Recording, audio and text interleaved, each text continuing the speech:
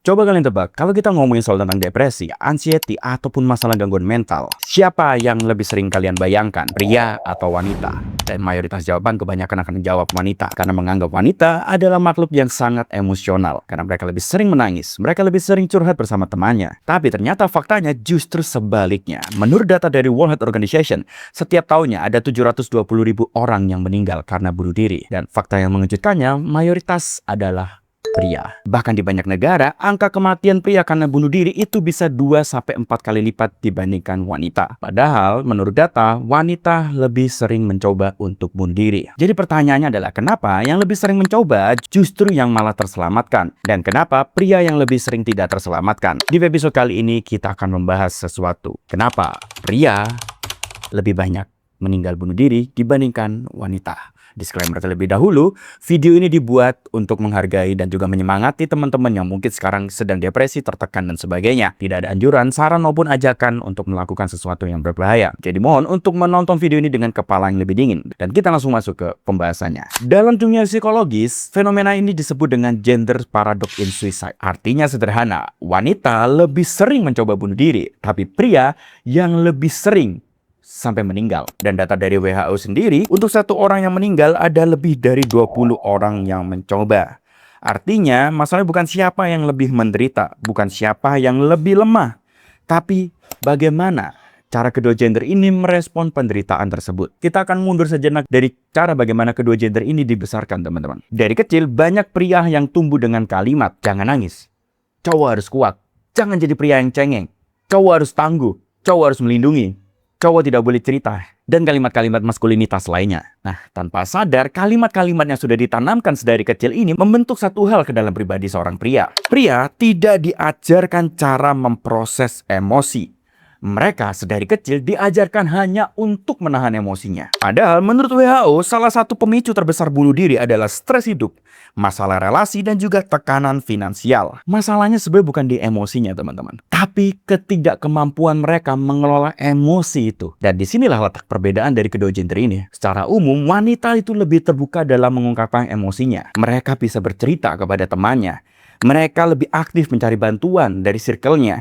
Mereka punya support system yang lebih kuat dari suaminya, dari kekasihnya, dan dari orang tuanya maupun saudara-saudaranya. Sedangkan pria cenderung makhluk yang lebih diam. Mereka lebih suka menyimpan masalahnya sendirian. Mereka lebih menyalurkannya lewat cara lain seperti alkohol, kemarahan emosional, dan juga menarik diri dari sosial. Menurut laporan dari OECD, pria lebih rentan mengalami apa yang disebut deaths of despair, bunuh diri, alkohol, maupun narkoba. Nah, faktor ini cenderung karena pria itu memiliki coping mechanism yang buruk, teman-teman. Memiliki coping mechanism yang cenderung destruktif. Cara manajemen stres mereka bukannya mereka belanja seperti wanita, bukannya mereka menyenangkan diri, bukannya mereka melakukan something mungkin hobi dan sebagainya, dimana kalau wanita stres mereka biasanya melakukan relaksasi dan sebagainya. Tidak berlaku kepada pria. Pria memiliki coping mechanism atau mekanisme untuk manajemen stresnya biasanya malah lari ke sesuatu yang lebih destruktif seperti alkohol, rokok, mengisolasi diri, kemarahan yang impulsif, dan juga kegiatan-kegiatan yang akhirnya semakin lama bukannya semakin reda stresnya, malah menghancurkan tidak hanya mental dia sendiri, melainkan tubuh dan juga jiwa dan raganya, teman-teman. Jadi bukan karena pria lebih kuat dalam menghadapi stresnya, bukan karena dia saat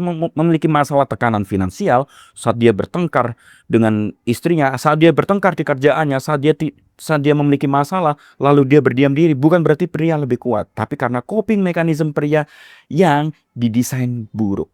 Didesain buruk karena sedari kecil, kembali lagi, kita dibiasakan untuk menahan, bukan untuk menyalurkan. Karena saat pria mencoba untuk bercerita, saat pria mencoba untuk curhat, saat pria mencoba untuk menangis dan sebagainya, kita sudah distigma buruk oleh sosial. Dianggap pria yang lemah, dianggap pria yang cengeng, dianggap pria yang tidak bisa memimpin. Faktor-faktor seperti itulah yang akhirnya menjadi bom waktu untuk psikologis para pria di luar sana. Sekarang kita kembali lagi ke pembahasan di awal. Kenapa percobaan bunuh diri paling banyak dilakukan oleh wanita, namun banyak yang lebih berhasil kepada pria? Ada penelitian dari PLOS ONE yang menemukan pria cenderung memilih metode kematian yang lebih fatal, sedangkan wanita lebih sering menggunakan metode yang masih bisa diselamatkan. Contoh, pria biasanya mengambil tindakan seperti gantung diri, senjata, lompat dari ketinggian. Di mana saat mereka sadar pun bahwa tindakan yang mereka lakukan ini sebenarnya salah, mereka sudah tidak memiliki kesempatan kedua. Mereka sudah tidak bisa kembali. Saat mereka tahu bahwa sebenarnya mereka takut, sebenarnya mereka hanya butuh teman. Saat mereka sebenarnya hanya butuh bantuan, saat mereka sebenarnya hanya butuh uluran tangan, mereka tidak bisa kembali lagi. Karena tindakan yang mereka pilih adalah tindakan satu sekali seumur hidup. Sedangkan wanita, biasanya percobaan yang mereka lakukan adalah overdosis ataupun self-harm non-lethal, teman-teman. Kebanyakan, tindakan yang diambil oleh wanita itu cenderung masih bisa diselamatkan. Sekarang kita masuk ke masalah yang sering menjadi keputusan seseorang untuk mengambil tindakan bunuh diri. Atau aku akan menyebutnya bun-bun ya mungkin agar tidak terlalu sensitif mungkin. WHO menyebut salah satu faktor yang paling besar dan paling menentukan seseorang mengambil tindakan bun-bun adalah isolasi sosial dan juga kesepian, teman-teman. Jadi kesepian jangan pernah dianggap sepele. Kesepian adalah senjata yang memakan jiwa kita dari dalam, teman-teman. Dan ini sering terjadi pada kaum pria tanpa kalian menyadari. Letak bahayanya adalah tanpa kalian menyadarinya. Kalau kalian menyadarinya, itu bagus. Tapi cenderung pria tidak menyadari kalau mereka sebenarnya sedang kesepian. Coba kalian berkaca atau coba kalian melihat diri maupun circle kalian. Banyak pria cenderung itu aktivitasnya nongkrong, main game, olahraga. Tapi mereka jarang deep talk ataupun punya sesi cerita masalah pribadi. Dibandingkan wanita ya, cewek kalau bertemu dengan sahabatnya mungkin mereka akan cerita masalah sosial, masalah rumah tangga, masalah kehidupan mereka dan sebagainya. Sedangkan pria, bertemu pria lainnya, mungkin masalah yang dibahas apa? Kerjaan lagi, yang tentu menambah stresnya semakin tinggi lagi. Masalah apa? Olahraga, saat nongkrong bersama temannya apa? Olahraga, main game dan sebagainya. Mereka jarang bertemu dengan temannya untuk membahas masalah yang lebih dalam, masalah sosial, masalah mental mereka dan sebagainya. Itulah kenapa cowok itu jarang banget punya teman curhat, teman-teman. Ketika pria-pria ini yang sedari remaja aja tidak memiliki kegiatan untuk curhat, ketika masuk fase dewasa semakin parah lah kesepian mereka, karena mereka akhirnya sibuk kerja, mereka menikah, mereka memiliki tanggung jawab yang semakin bertambah. Lingkaran sosial mereka akhirnya menyempit dan akhirnya banyak pria hidup tanpa punya tempat untuk benar-benar didengar. Ada satu kesalahan fenomena sosial yang mungkin kalian juga tidak menyadarinya. Mungkin kalian, enggak kok bang, temanku cowok, mereka dia menikah ataupun dia punya pacar, dia memiliki banyak circle, dia famous, dia punya banyak orang yang mengelilingnya dan sebagainya. Kok bisa itu dia stres dan sebagainya? Menurut aku enggak, dia lebay gitu. Menurut aku dia berlebihan. Banyaknya orang, status pertemanan, status hubungan tidak sama dengan kesepian, teman-teman. Tidak sama dengan bahwa orang tersebut tidak kesepian, teman-teman. Itu yang harus kita sepakati. Banyaknya orang yang mengelilingi kita bukan berarti kita tidak kesepian. Status yang kita miliki bukan berarti kita tidak kesepian. Banyak pria, walaupun dia sudah menikah, walaupun dia memiliki banyak teman, walaupun banyak orang meningginya, tapi dia tidak punya tempat untuk benar-benar bisa bercerita, untuk didengarkan, untuk duduk sebagai orang yang hanya mendengarkan gitu ya. Salah satu isu sosial yang mungkin banyak orang yang menyadari, enggak kok ini temanku baik-baik saja, temanku tidak memiliki masalah kan. Aku kalau lihat dia itu punya di kantor itu orangnya sering bercanda dan sebagainya. Itu tidak sama dengan dia tidak kesepian. Jadi mulai aware lagi ya teman-teman ya, dilihat kiri kanannya atau diri kalian sendiri. Kalau kalian merasa diri kalian kesepian, jangan denial, akui itu, carilah teman untuk bercerita. Sekarang kita masuk ke masalah kedua. Ada satu tekanan lagi yang sering menjadi trigger untuk orang melakukan bun-bun, yaitu ekonomi dan juga identitas. Dalam struktur sosial, pria memiliki peran sebagai provider, sebagai penyedia, teman-teman. Dalam banyak budaya, termasuk Indonesia, apalagi standar TikTok yang semakin tinggi ya teman-temannya, semakin tidak masuk akal, akhirnya pria semakin dituntut untuk sukses. Dia harus mapan, dia harus bisa menafkahi, dia harus bisa memiliki bla bla bla bla bla di umurnya yang bla bla bla bla tanpa support dari orang tua. Standar TikTok yang semakin tidak masuk akal membuat pria di luar sana semakin stres, teman-teman. Menurut WHO, masalah finansial adalah salah satu pemicu utama orang bun-bun. Dan bagi pria, masalah finansial ini bukan cuma masalah tentang uang, tapi ini menyangkut status, teman-teman. Karena pria dari awal sudah dicap sebagai provider, maka mereka memiliki rasa tanggung jawab. Kalau aku tidak bisa memenuhi standar yang diterapkan oleh wanitaku, intinya statusku sebagai pria, sebagai kepala rumah tangga, runtuh, teman-teman. Dan ini sangat-sangat menyakiti harga diri pria tersebut. Karena zaman dulu kita bisa menyebut diri kita sebagai kepala rumah tangga, hanya mungkin kita bisa memprovide rumah, memprovide makanan anak istri kita setiap hari dan sebagainya. Namun lihat sekarang, kalian lihat yang ada di TikTok dan sebagainya. Pria tidak hanya memberikan rumah, tidak hanya memberikan tempat pelindungan, listrik, makanan dan sebagainya. Pria zaman sekarang dituntut untuk apa? memiliki sport car, memiliki waktu yang banyak untuk pasangannya, memiliki badan yang atletis, memiliki sebagainya, yang bahkan orang tua dari sang wanita tersebut tidak akan bisa di titik yang wanita tersebut inginkan juga. Makanya tuntutan seperti ini yang semakin tidak masuk akal, semakin banyak membuat pria semakin kehilangan statusnya, kehilangan harga dirinya, kehilangan identitasnya, ya, kehilangan dia itu sebenarnya sebagai apa gitu. Karena mereka merasa kok aku gagal, padahal bukan gagal, tapi tuntutan sosialnya yang nggak masuk akal. Jadi saat pria tidak bisa memberikan apa yang wanitanya inginkan, bukan cuma kondisi ekonominya yang hancur, tapi harga dirinya, dan itu sangat pria, itu terasa sangat menghancurkan. Karena sejatinya pria itu ingin dianggap sebagai pemimpin rumah tangga, pemimpin sebagai orang yang mungkin menjadi contoh gitu ya. Dan saat tuntutan-tuntutan yang tidak masuk akal itu tidak bisa mereka penuhi, mereka merasa bahwa mereka gagal. Dan itu bisa sangat-sangat terasa menghancurkan harga diri. Sekarang kita masuk ke pembahasan selanjutnya. Dengan tekanan sosial, dengan tekanan dan juga cara coping mechanism pria yang buruk gitu ya. Kenapa pria jarang minta bantuan? Fakta penting, pria jauh lebih sedikit datang ke psikolog daripada wanita. Orang yang datang ke psikolog kebanyakan wanita, dan itu fakta. Ini terjadi karena stigma, kalau pria ke psikolog tandanya dia lemah. Kalau pria minta bantuan, tandanya dia tidak bisa apa-apa. Masalah harus diselesaikan sendiri. Itu sudah dari sosial kita, teman-teman. Pria harus menyelesaikan masalahnya sendirian. Dia tidak boleh minta bantuan. Dia dari kecil sudah dididik dan ditanamkan bahwa dia harus menyelesaikan semuanya sendirian.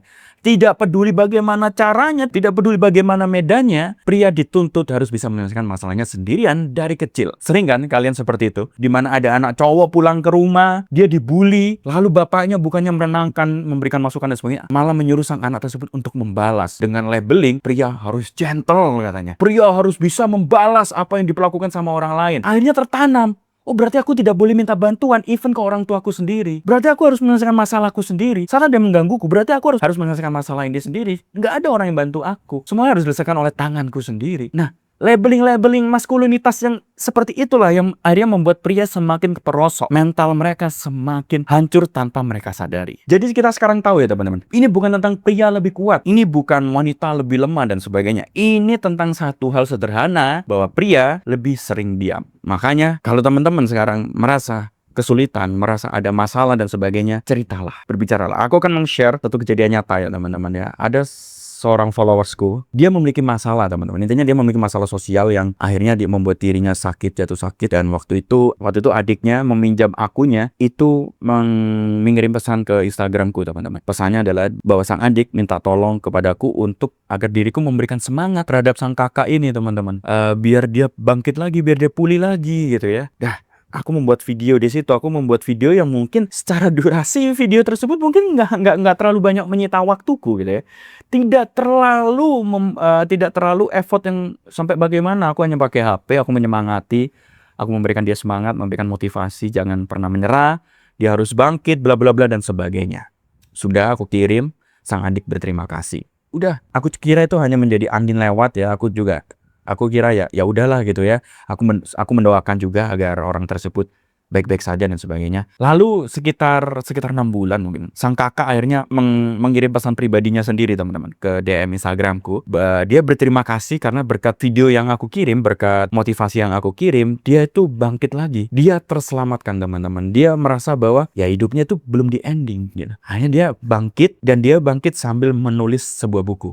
Bukunya kayaknya belum terbit di toko buku dan di online, tapi judul bukunya lumayan bagus. Judul bukunya adalah Narkoba Bukan Jalan Pulang, yang dia tulis berdasarkan ya mungkin pengalaman dan pengetahuannya dia, yang dia juga ingin memotivasi orang lain bahwa narkoba bukanlah penyelesaian kita ya. Bukanlah cara kita menyelesaikan masalah, tidak harus melalui narkoba, alkohol, even rokok ya, yang mungkin orang sering menyepelekan. Buku itu dia tulis, dan aku membeli buku tersebut. Bukunya belum datang sekarang. Aku juga minta tanda tangan ke orang tersebut, karena aku bilang bahwa someday kalau dia terkenal atas tulisannya, kalau bukunya meledak di pasaran, aku setidaknya memiliki cetakan pertama dan sudah punya tanda tangan sang penulisnya gitu ya. Aku beli lewat online, aku udah pre-order lebih dulu teman-teman. Mungkin nanti kalau link pre-ordernya aku taruh di link video ini deh. Kalian juga bisa beli. Kalian juga bisa membaca bagaimana pengalaman yang dimiliki dan sebagainya dari orang tersebut. Cuma dari hal sederhana itu aku akhirnya sadar teman-teman. Mungkin buat aku itu gak terlalu susah ya membuat video untuk menyemangati orang, mendoakan orang dan sebagainya. Mungkin buatku itu sesuatu yang ya tidak terlalu mengambil waktuku.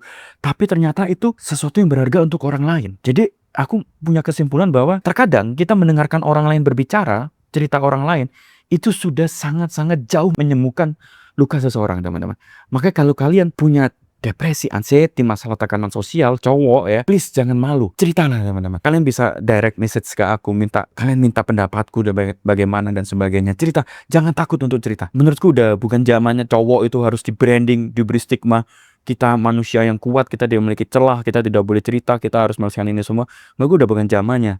Ceritalah teman-teman, karena dari cerita itu kadang hidup kita bisa berubah. Jadi pesanku buat pria-pria di luar sana, jangan ditiru ya yang sudah terjadi sekarang di Jembatan Cangar ya, di mana sudah memakan 2 korban. Kalau kalian memang tidak punya jalan keluar, kalau kalian merasa bahwa dunia ini tidak berjalan sesuai harapan kalian, kalau kalian merasa bahwa kalian sudah di ending, kalau kalian merasa bahwa kalian tidak bisa ngapa-ngapain, bahwa dunia ini sudah fuck up ya, sudah hancur ya, kalau kalian merasa dunia kan udah hancur sehancur-hancurnya, coba kalian ingat atau kalian tarik kembali ke momen sederhana di mana pertama kali kalian makan mie ayam, pertama kali kalian masuk SMA, atau kalian pertama kali masuk SD dianterin oleh orang tua kalian, di mana kalian senang memakai baju baru gitu ya, seragam baru, atau kalian pertama kali mencoba merasakan makanan enak, atau pertama kali kalian main ke taman kota gitu ya, sesuatu yang sederhana tapi menyenangkan kan waktu itu. Hal-hal sederhana seperti itu menyenangkan kan ternyata saat kalian dibelikan HP baru oleh orang tua kalian, tidak terlalu mewah atau sepeda motor ya teman-teman ya, atau kalian bertemu dengan teman baru. Coba kalian ingat-ingat lagi, menyenangkan ya, menyenangkan punya memori seperti itu. Dan kenapa kita mau menyerah ya deh? Ternyata sebenarnya kita tidak sadar bahwa kita telah melewati banyak momen-momen menyenangkan. Kenapa kita fokus ke satu masalah kecil ya teman-teman ya? Ke fokus satu masalah yang mungkin membuat kita sedih tapi tidak mengambil seluruh umur kita. Kita mungkin kalau kalian di sini sekarang umur 20, 25, 30 dan sebagainya. Masalah yang kalian terima sekarang, yang kalian membuat depresi kalian, itu mungkin hanya mengambil 1-2 tahun hidup kalian. Coba kalian flashback, coba kalian ingat-ingat lagi. Dari umur 0, dari kalian kecil dan sebagainya, itu banyak momen-momen menyenangkan loh ternyata. Mungkin kalian bertemu dengan gebetan kalian, mungkin kalian punya sahabat, main di rental PS, menyelesaikan misi-misi di GTA San Andreas. Kalian mungkin main sepeda bareng sama teman-teman kalian, main di time zone, studi tour dan sebagainya. Itu menyenangkan. Kenapa kita fokus ke masalah yang baru datang 1 tahun 2 tahun belakangan, dan kita mau mengakhiri semua momen indah bertahun-tahun yang jauh lebih lama dari masalah yang kita punya? Kenapa kita tidak mencoba untuk bersabar sedikit saja? Siapa tahu di depan sana ternyata banyak momen-momen yang lebih indah yang menunggu kita. Jadi pesanku buat pria-pria yang nonton video ini semuanya, stay strong. Hidup memang tidak akan berjalan sesuai apa yang kita mau, tapi kita juga bisa memaksa bahwa semua dunia harus berputar sekitar diri kita. Kita tidak juga bisa memaksa bahwa semua harus sesuai dengan apa yang kita inginkan. Daripada kita fokus terhadap keinginan, mending kita fokus terhadap sesuatu yang sudah kita punya. Kita syukuri. Gue Stephen Young, stay strong.